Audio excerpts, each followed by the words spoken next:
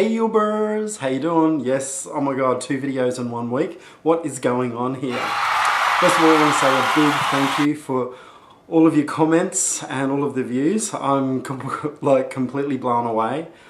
Almost 500 views in 24 hours and like 80 comments. Crazy. So I just want to say thank you very much for your support and for your messages of welcome back and we've missed you. I still feel completely humbled by all of your comments, especially after I've been gone for such a long time. So I'll try and live up to those and keep you inspired as much as I can. So what I wanted to talk a little bit about today was some of the results from the resin that I've done. I've also made a couple of more things since I did the last video, which was just yesterday. First of all, someone was asking about this pillow. Don't you love it? I think the design is awesome. And no, I didn't do it. But it's probably something that I could do. I got this about a month or so ago from a store here in Fitzroy. They had a whole heap of them and I'm probably going to buy more, but because they're all very similar with different characters. But I love the owl and it's really my style of work anyway. So the company is called Pomp and Ceremony. So if you want to look them up, I'm sure you'll be able to find them. So yeah, Pomp and Ceremony. Pretty cool, huh? It's plain on the back, colours. I really like this here, this design here. I think it's lovely, and of course the owl. So this is one of the resin pieces that I did. Now I've just put some bottle caps in it, as you can see, something different. I just like the effect.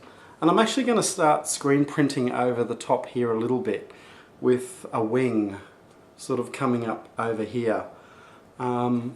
But yeah, quite happy with that. All of these bottle caps are what I've collected from around my area. One thing I've been doing is walking around on the weekends when I've got nothing to do and collecting bottle caps, posters, bits of paper that I found that have really interesting textures from being discarded and they've decayed a bit. I sort of really like that effect.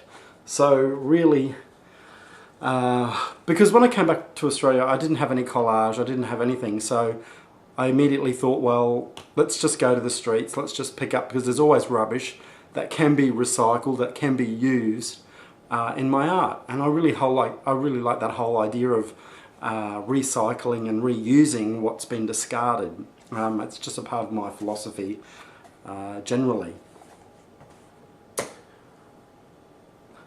Now, my designs, I've decided that I'm going to start putting them on different products. So here is a mobile phone cover for the iPhone 5 with one of my designs on it. And basically what I've done is I've taken a couple of my artworks, scanned them into the computer, and then created compositions, a digital composition, like so. And I've made the composition right to fit the cover. So I'm going to be starting to sell these on my website for both Android and also iPhones. So look out for the covers. I'm also going to be doing a heap of other products as well, so look out for those. Something else that I'm going to start doing is, do you remember as a kid, did you ever remember make your own plate in school? You know, where they gave you a round circle and you just had to draw some sort of design on it. They sent it away and then, I don't know, a month or so later you got your own plate, plastic plate. Well, I've decided to put my own artworks on these plates. So I sent away to a company here in Australia and I received the templates the other day. So it's quite a big template, but they do cut about 2 centimeters off around it once you put the design in there. So I'm going to create my artworks onto these templates, send them away and get some plates made up. So I'm also going to be selling those on my website as well. So stick around for some of those designs. I don't know about where you live, but here it's been pretty popular over this last year for artists to customise their own dinner plates. So I thought I'd jump on the bandwagon and do my own. So we'll see how we go. So for those of you that don't know, I live in Fitzroy in Melbourne. I actually live just behind St. Vincent's Hospital. And the funny thing is, the surgical ward is just outside my door, just across the road. And I can actually see into the operating theatres and see like full-on operations. I mean, it's amazing. I don't know if that turns you off, but I find it all quite fascinating. So I'm in a good location. Fitzroy's a quite bohemian, arty, laid back and chilled area of Melbourne.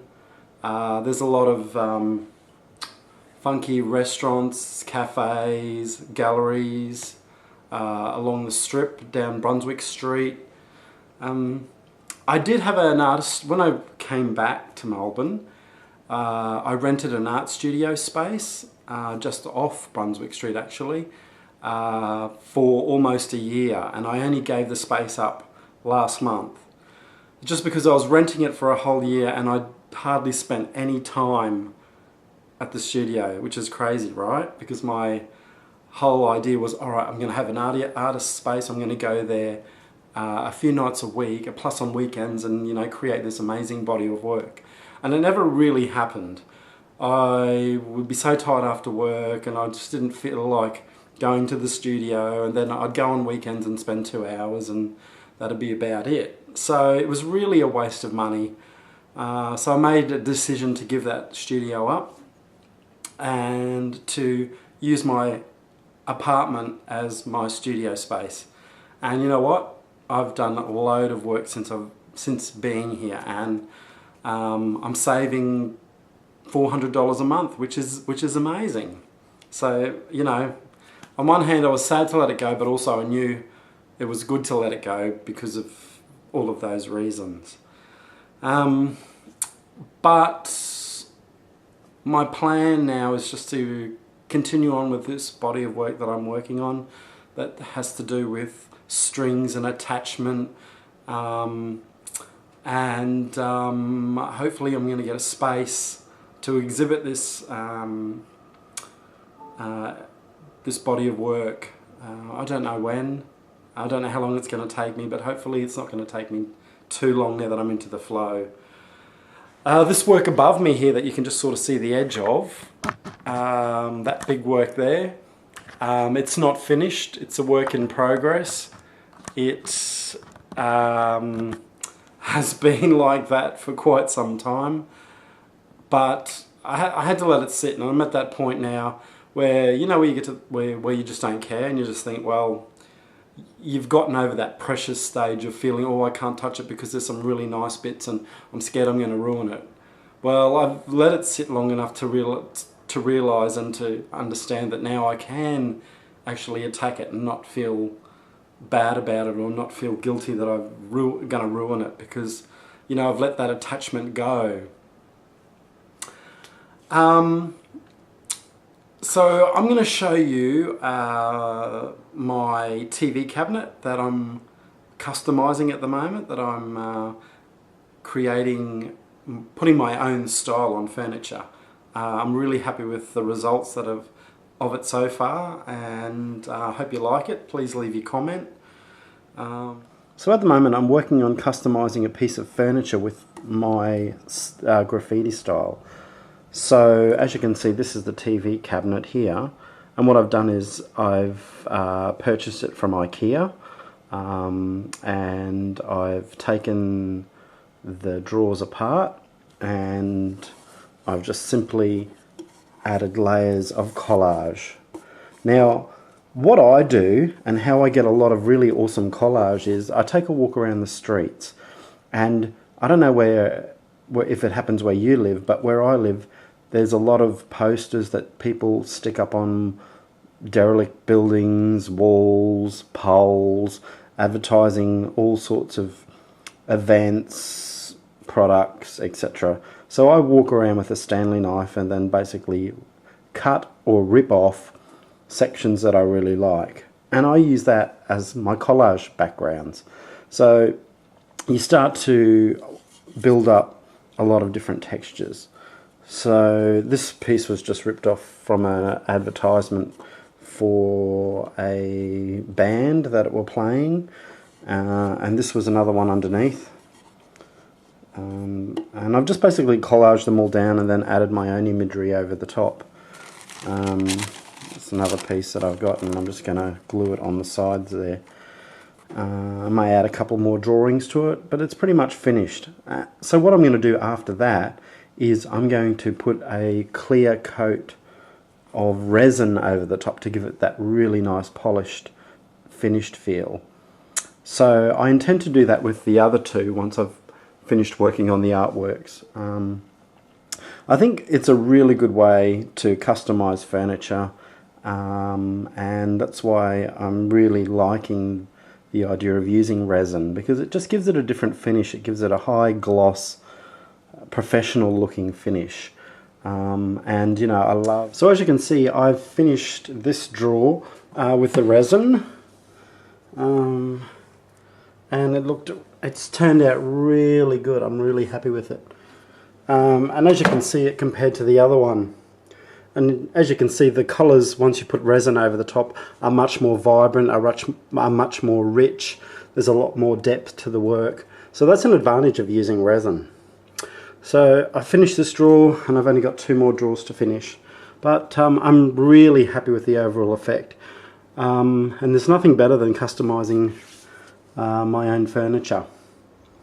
I think it's really good. I just need a big store to start selling it now. Oh, one more thing. I just wanted to finish with a quote from one of my favourite writers, Charles Bukowski.